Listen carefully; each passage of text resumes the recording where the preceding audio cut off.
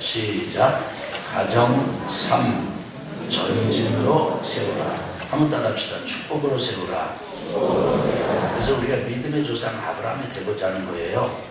그래서 그 믿음의 조상 아브라함은 보니까 하나님께서 아브라함의 인생 사명 선언문을 주셨는데, 내가 너에게 복을 줄 것이다. 그리고 내가 너를 복이 되도록 할 것이다. 그리고 너를 통해서 열방이 복을 얻도록 할 것이다. 그래서 축복하는 사람이 되도록 아브라함을 하나님께서 세우신다. 그래서 믿음의 조상 아브라함이 된다는 것은 열방을 축복하는 사람이 되는 것인데, 열방 축복은 가정에서의 축복으로부터 시작이 된다. 아멘. 한번 따라합시다. 가정의 축복이 열방의 축복입니다.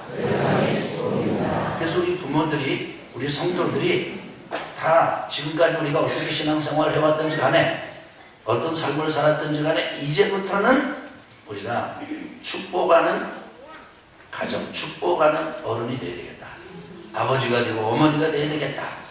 그 축복은 함께하는 것이고, 그 축복은 그야말로 이제 말로, 그리고 접촉하면서 이렇게 하는 것이라는 것을 말씀을 나눴습니다. 한번 따라합시다. 축복으로 세우라. 그런데 이게 왜 그렇게 안 되느냐? 왜 내가 정말 함께 있는 것이 편안하지 않고, 사랑해서 만난 가족인데, 사랑해서 만난 부부인데, 왜 이렇게 같이 있는 게 그렇게 편안하지 않느냐?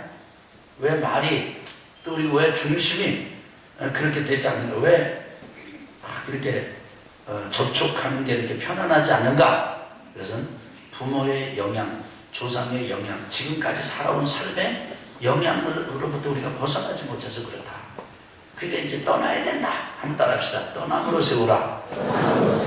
그래서 가정을 이루는 건 뭐냐면 남자가 가정을 떠나는 거예요. 부모를 떠나는 거예요. 한번 따라합시다. 가정은 남자가 부모를 떠남으로 시작된다. 그래서 남자가 그 부모를 떠나 아내와 연합하여 한 몸을 이룰지로다. 이게 창세기에서 하나님께서 가르쳐 주신 가정의 모습이에요. 여러분, 우리가 오해하지 말아야 될 것은, 부모를 떠난다는 의미가 부모를 버린다, 내팽개친다, 자녀의 도리를 포기한다, 안 한다, 그 얘기가 아닙니다. 우리가 실제로는 잘 떠나야 부모님에게 효도할 수 있는 것입니다. 한번 해봅시다. 잘 떠나야 부모님을 섬길 수 있다. 여러분, 자녀가 부모님에게 효도하는 가장 큰 건 뭔지 아십니까? 잘 사는 거예요. 아무리 우리 어머니, 우리 아버지하고 해도 그 자녀가 결혼해서 가정을 이뤄가지고 잘 살아야 그것을 보는 부모에게 기쁨이고 즐거움이고 감사가 되는 거지. 아무리 며느리는 친정하고 잘 통하고 아들은 본가하고 잘 통해서 아무리 잘 통해도 자기들끼리 행복하게 살지 못하면은 큰 부모에게 효도가 안 되는 거예요. 그리고 부모를 섬길 수도 없어요. 그러니까 제일 중요한 건 뭐냐면, 자녀는 부모로부터 젖을 충분히 먹은 아기는 갖다 또 젖을 물려줘도 안 먹습니다. 안 들러붙어요. 떨어져요. 막 침을 내고 막 하고 막 엄마 떨어지지 못하고 그러면 엄마의 사랑은 충분하게, 저들 안 먹으면 그렇게 막 울고 안 떨어지려고. 근데 사랑은 충만하게 받으면 배가 젖을 먹어가지고 그냥 딱 떨어지는 것처럼 이 자녀들이 부모로부터 독립이 일어나게 돼 있어요. 아멘. 지금 어려운 얘기 아니죠? 여러분, 비가 오는데 여러분 10년에도 비가 내리십니까? 우리 한번 해가지고 독립이 돼, 떠나야 돼요. 그때부터 실상은 부모를 섬길 줄 아는 거예요. 독립이 안 되면 안 돼요. 그 독립은 경제적으로 독립하고, 정서적으로 독립하고, 신앙적으로 독립하고, 이제 그러는 것인데, 그래서 아브라함은 아버지 데라로부터 떠났다 이거예요. 몇 살에 떠났냐면 75세에 떠났어요. 하란에. 물론 갈대라 우리가 부름받아가지고 하란을 들려서 하란에 아버지가 죽고 난 다음에 이제 가나안 향해서 떠나지만은 아브라함이 부모의 불신앙의 영향으로 벗어나야만 따라합시다. 떠나야만 축복할 수 있다. 아멘. 당신 왜 이렇게 말이 없냐? 우리 아버지가 말하지 말라고 그랬다. 그런 경우가 많아요. 그러니까 부모의 영향력으로부터 벗어나야 됩니다. 그런데 오늘은 축복과 교회에서 부모의 영향으로부터 벗어나고 독립하고 그리고 딱 분리되는 것, 떠나는 것뿐만이 아니라 떠난 다음에는 우리는 완성되는 존재가 아니고요. 떠난 다음에도 끊임없이 가야 되는데, 전진해야 되는데, 그런데 서로 실수와 실패가 있다 하더라도 멈추지 말고 되돌아가지 말고 앞으로 전진해 가라. 그래서 오늘의 말씀의 제목이 따라합시다. 전진으로 세우라. 아멘.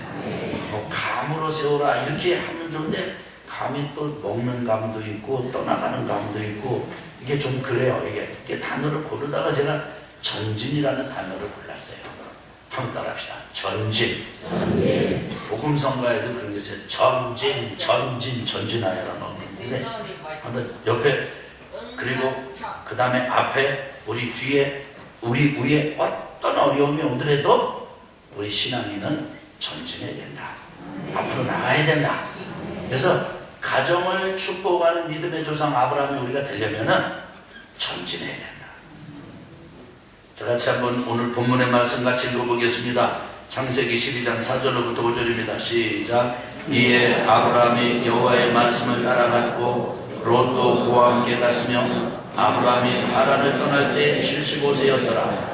아브라함이 그의 아내 사레와 조카 롯과 하란에서 모은 모든 소유와 얻은 사람들을 이끌고 가나안 땅으로 가려고 떠나서 마침내 가나안 땅에 들어갔더라. 창세기 12장 4절 5절 말씀. 이게 오늘 이번 주의 본문입니다. 같이 읽겠습니다. 그 다음 시작. 믿음의 조상 아브라함은 열방을 축복하는 삶을 가정에서부터 시작했습니다.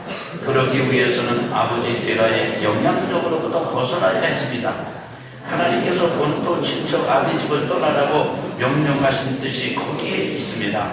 이 명령을 따라 나섰던 아브라함은 많은 실수를 범했습니다. 그러나 끝까지 갔습니다. 우리도 축복하는 아버지가 되기 위해서는 수많은 실수를 한다 하더라도 하나님 아버지를 의지하고 그분과 동행하며 끝까지 가야 합니다. 아브라함이 범한 실수는 무엇이었습니까? 첫째, 시작. 불순종, 부분적인 순종. 자, 저를 보실래요? 이게 무슨 말이냐면요, 아브라함은 떠나라고 그랬을 때 떠났어요.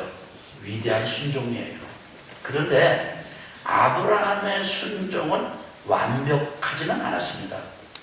그러니까 여러분, 완벽해야만 흠도 점도 실수도 실패도 전혀 없고 그냥 처음부터 끝까지 그냥 깨끗하게 완전하고 완벽해야만 위대한 것은 아닙니다.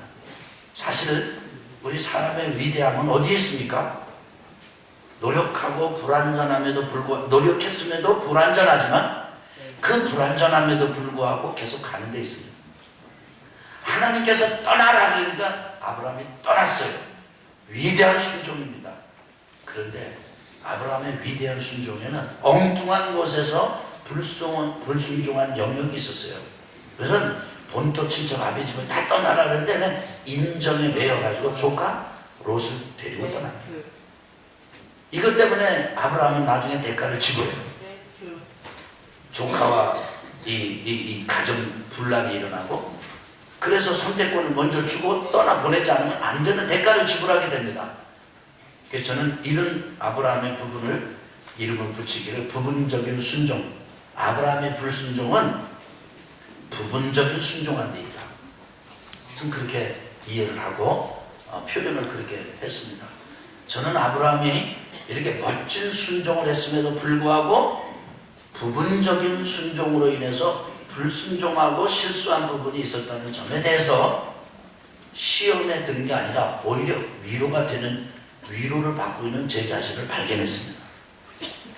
어쩌면 아브라함이 아무런 실수도 안 하고 완벽하게 해서 훌륭한 믿음의 조상 아브라함이 됐다. 그러면은 오히려 저에게는 스트레스가 되었을 것입니다.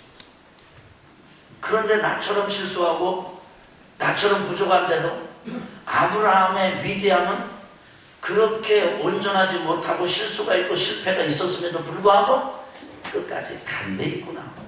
이 사실이 저는 위로가 되었습니다. 저는 여러분들도 이 점에 위로가 되기를 축복합니다. 우리 같이 한번 읽어볼까요? 시작. 아브라함의 불순종은 독특합니다. 대단한 순종 속에 감춰진 불순종, 즉 부분적인 순종이 그가 범한 불순종입니다. 아버지 데라의 우상 숭배를 뒤로하고 하나님을 따라 나서는 엄청난 순종을 보여준 아브라함은 엉뚱한 곳에서 불순종을 행했습니다. 인정에 끌린 나머지 친척 롯을 데리고 나온 겁니다. 결국은 롯과 동거할 수 없게 되었습니다. 놀라운 건 그 이후 아브라함은 계속 독자 아들을 바치는 데까지 갔습니다. 하나님은 이를 순종으로 인정하셨습니다. 우리 같이 읽겠습니다. 시작. 이는 아브라함이 내 말을 순종하고 내 명령과 내 계명과 내 율례와 내 법도를 지켰습니다 하시니라. 창세기 26장 5절 말씀. 자, 들어보세요. 참 여기에 하나님의 매력이 있습니다. 하나님의 아브라함을 참 아브라함 내 아들 내 친구 정말 순종의 사람이다 이렇게 인정한 것은 아브라함이 흠도 정도 아니라 완벽하게 순종해서 순종의 사람이라고 인정한 것이 아니라 불순종한 부분이 있어서 아주 곤혹을 치르고 대가를 지불하지만은 그럼에도 불구하고 위대한 순종을 시작하고 또 순종하고 하나님께 나아가는 그런 아브라함을 보고 하나님은 순종의 사람이라고 인정을 해주셨습니다. 아브라함의 순종은 불순종의 실수를 통해서 더 성장해 갔던 것입니다. 두 번째, 시작. 거짓말, 부분적인 진실. 같이 한번 읽어볼까요? 시작. 아브라함은 거짓말도 했습니다. 완전한 거짓말이 아니라 부분적인 진실에 약간의 허위를 덧붙여 위기 상황을 모면하려는 거짓말을 했습니다. 가나안 땅에 들어간 아브라함은 제단을 쌓으며 정착을 시도합니다. 하지만 심한 기근이 들자 이내 애굽으로 내려갔고 생명의 위협을 느끼자 아내 사례를 유일하고 속였습니다. 실제 사례가 아브라함의 이복 동생이었다는 것은 구실삼아 꾸민 거짓말이었습니다. 바로 사례를 아내로 삼으려고 데리고 갈 때 준 예물까지 받았습니다. 하나님의 긴급 간섭으로 위기를 모면했으나 아브라함은 두고두고 창피했을 것입니다. 참 이런 점에서 보면 어이없게도 아브라함은 가나안까지 가는 그런 배짱은 어디론가 가버리고 아름다운 아내, 이 아내를 차지하려는 사람이 나를 죽이면 어떻게 할까? 이것 때문에 부부가 남매지간으로 위장을 한 거죠. 그런데 다 거짓말이 아니고 또 다 진실이 아닙니다. 아브라함의 거짓말은 부분적인 진실이에요. 그 아브라함이 이랬음에도 불구하고 아브라함은 이것 때문에 두고두고 창피하고 참 참 받아들이는 스토리는 없지만 이 아내 사례가 바가지를 긁었다면 이것 긁었지 않았을까요? 당신은 말이야, 당신 한번 살자고 나를 부부 요구를 남매지간으로 살짝 바꿔서 위장했잖아. 아브라함은 뭐라고 그랬을까요? 그 말에 대해서 아우 창피해 뭐 이럴 수도 있겠죠. 근데 어쩌면 또 많이 변명을 했을 수도 있어요. 뭐 그때는 그럴 수밖에 없었다. 그렇지만 거짓이잖아요. 아브라함의 불완전한 모습이죠. 여러분 또 한 번 반복해서 저는 이 아브라함의 불완전한 모습에서 이 아브라함을 판단하고 비판하고 정죄하게 된 것이 아니라 야 우리 믿음의 조상 아브라함도 이런 연약한 부분이 있었네. 그런데도 그 믿음의 조상 아브라함이 되었구나. 그 점에서 오히려 위로가 되고 그리고 용기가 생기는 건 이게 어쩐 심산인지 모르겠습니다. 여러분은 어떠신가요? 세 번째 보겠습니다. 자, 시작. 초조한 부분적인 인내. 잘 참다가 어느 한순간 무너지는 사람을 보신 적이 있습니까? 아브라함이 그 대표적인 사람입니다. 후손 약속을 받은 10년을 잘 견디다가 몽정 하가를 들여 후손을 보자는 아내 사례의 제안 한마디에 무너졌습니다. 아브라함은 못 이기는 적이 제안을 받아들였고 그렇게 해서 얻은 아들 이스마엘은 15년 후 얻은 이삭과 갈등하는 골칫거리가 되고 말았습니다. 훌륭하게 인내를 하다가 어이없는 악수를 두는 사람이 아브라함뿐만은 아닙니다. 우리가 바로 그렇지 않느냐 그런 얘기죠. 이런 점에서 보면은 아브라함이 기다리다가 실수하는 이것도 인내를 하기는 했으나 부분적인 인내였다. 한번 따라 볼까요? 부분적인 순종, 부분적인 진실, 부분적인 인내. 이름에도 불구하고 아브라함은 이런 일을 겪으면서 거기에 탁 스톱하고 이제부터 나 안 해.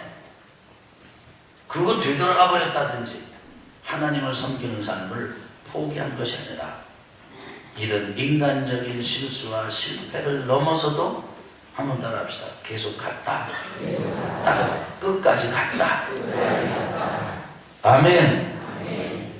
그런데 아브라함이 이런 연약함 속에서도 끝까지 갈 수 있었던 비결은 무엇입니까?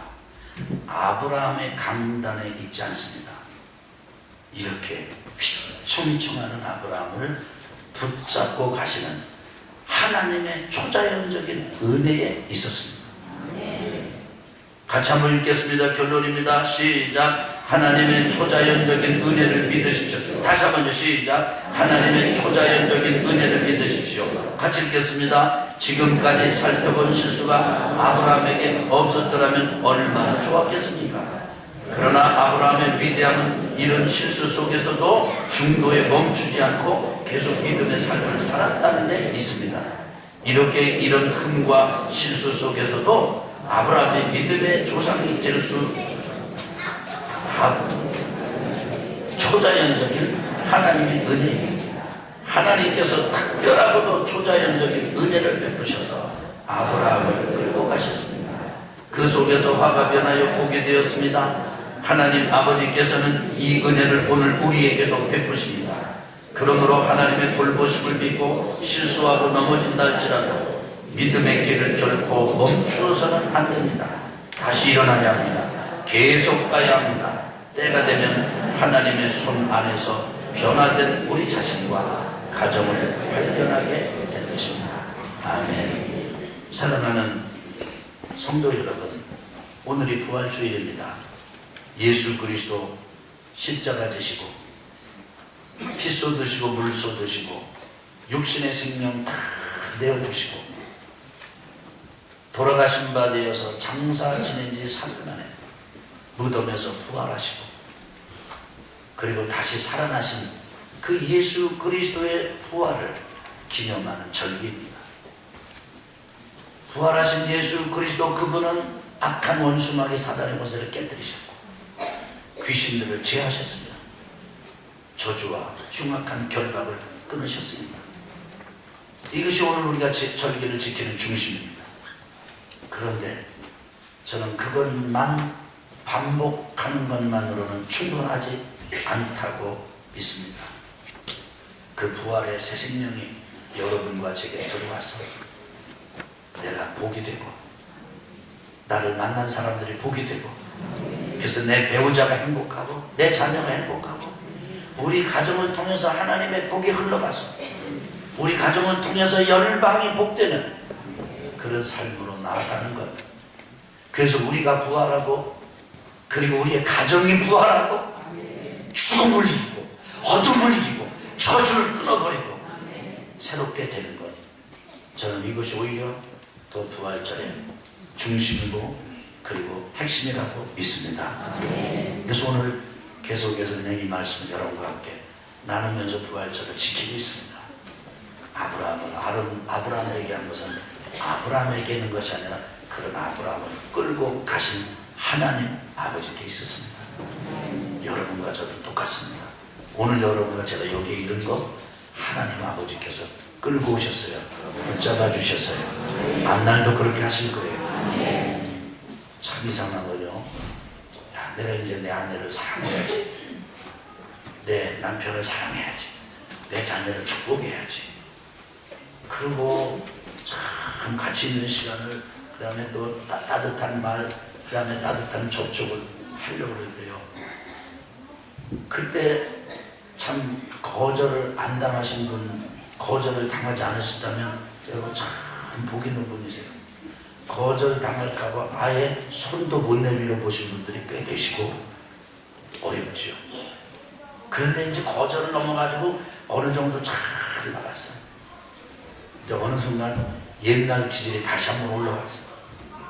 그래가지고 구정물통이 뒤집어지듯이 그냥 심사가 뒤틀리고 가족들 간의 심사가 뒤틀려서 왕창 한번 또 아주 감정의 소용돌이에 빠지게 되었습니다. 그러군요. 그때 아주 마귀가 와서 유혹합니다. 너 해봐야 별 수 없어. 네가 무슨 믿음의 조상 아브라함이 돼. 그 얘기 하지 말어. 너 입 안 부끄러우냐? 너 어디 가서 그런 얘기 한 번도 하지 마. 뭐 이런 뿐만 아니라 그것 때문에 가족들끼리 또 감정을 막 자극하는 말을 많이 하셨어요. 아니 뭐 축복한다며, 뭐 부모를 떠난다며. 떠나는 게 그게 떠난 거 맞아? 그러다가 또 맞고 막 또 이런 일도 막 일어나고 그러잖아요. 그때는 막 유혹이 와요. 아이 그만두자. 신앙생활 그냥 그만두자. 그런데 그래도 가야 됩니다. 그래도 가야 됩니다.